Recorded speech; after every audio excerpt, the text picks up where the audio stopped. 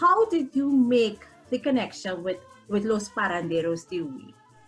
Okay, well, I made a connection because I was a lecturer on campus, a Spanish lecturer on campus, mm-hmm. from 1970, onwards until when I got married in 1986, and then I left and I came back and I went to the Center for Language Learning. There was a degree program, and my students every year, at the end of the year for Christmas, they started, I think, pretty soon, around mid-70s or so, to have what they call una tertulia. And the tertulia was held at the chaplaincy, the Catholic chaplaincy. And of course, you'd have, eats and drinks and so on, and singing.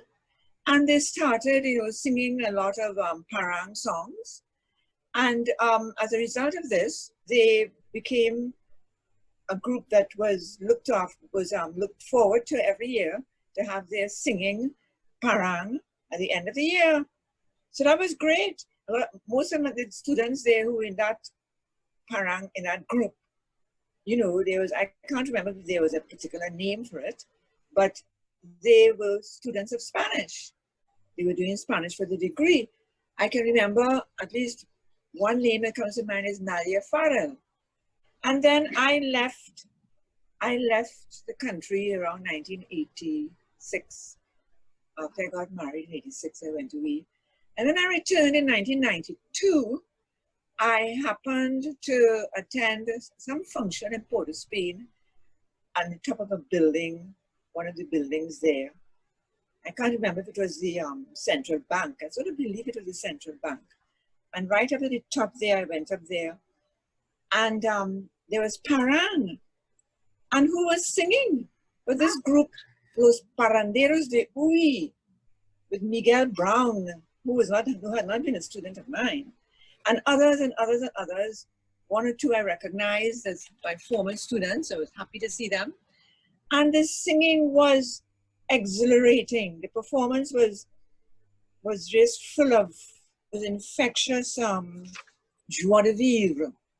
This is in my notes. How do you say joie de vivre in Spanish? There'll be alegría. Alegría. If each language has a different feel. Yeah, so mine comes out of me to say it was infectious joie de vivre, even though it's rather than Spanish. Pero una alegría increíble.